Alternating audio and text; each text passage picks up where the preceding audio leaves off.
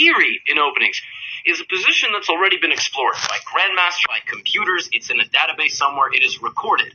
A novelty, then, is the first move out of theory. Novelties can be good and bad. If you hang a queen, it's bad. Make a new move, new idea, could be good. And then people start to kind of flock in that direction. The opening for many beginners, let's say after e4, and then black, plays e5, it's time to just develop your pieces safely and make sure that everybody's getting a turn, and that's good. That is a very good way to start learning chess, to keep your pieces safe, follow the rules. But then you need to start realizing that chess is a competitive game. I mean, for some it's war, and you're already making decisions immediately, move by move, of what your opponent is doing. So, for example, against e5, we can play very traditional, knight f3, knight c6, both targeting this pawn, and then play 4 knights, right, and then develop our bishop, because this is what the golden rules of chess say. 2 knights, 2 bishops, fight for the center.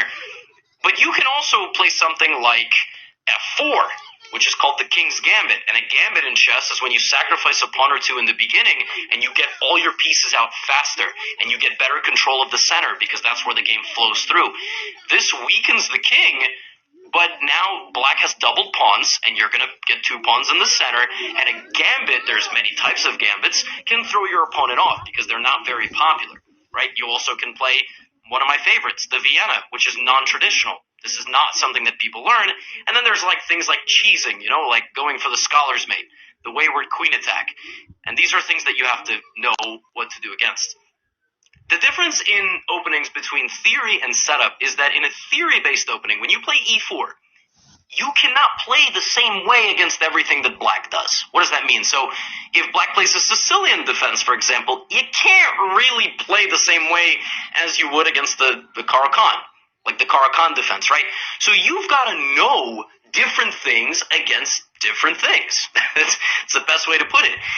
But a setup-based opening is like, for example, the London, where after d4, it really doesn't matter what black plays, as long as they don't target this pawn with, a wing attack. They play d5, you'll play bishop to f4. They play knight f6, you'll play e3. And you'll go for a setup that pretty much always resembles this. I'll say this. The little pyramid structure, the 2 knights like this, the bishop and this bishop. Black has a lot of different things that they can do, and you'll kind of always go for this. And it's good because it's easy to learn as a beginner. You don't really need to think about what black is doing. But then you're not really always putting pressure on black, right? If that makes sense. Like, what I always tell London players is that if they're going to play d4, they gotta look. What is black doing? Knight f6, bishop f4. They go for g6. Now, the g6 lines here are called King's Indian positions, when the bishop goes to g7 and d6 and castles, right? That's called the King's Indian. There are ways for London players to mix it up, to not go the same way, and maybe put their knight out here.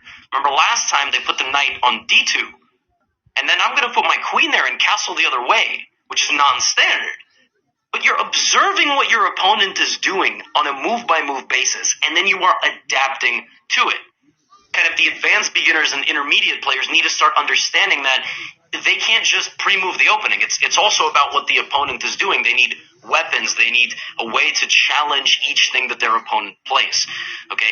And you could study openings in videos, books, courses. I have many openings courses, and I get this question all the time. How do I study? Like, what do I do? How do I look at databases? How do I know what's the best thing? Well, I mean, hopefully that was a pretty good introduction because we are about to jump in to database study, okay? I've pulled up the chess.com database. Now, I personally, at the master level, have always used a program called ChessBase, right? ChessBase is very expensive.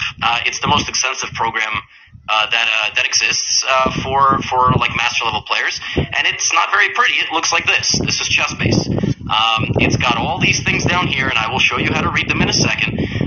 Now, if you want to use chess.com, and obviously Lichess has their own database, and they oftentimes compile what's known as master games and even like amateur games that are 1600, 1800, 2000 rating. Of course, it's better to learn from masters, right? So when we look at the database, we see the first move, second move. So let's play e4, and then we see Sicilian has been played 500,000 times, and most databases will have some sort of percentages. 34% black wins, 37% white wins, 29%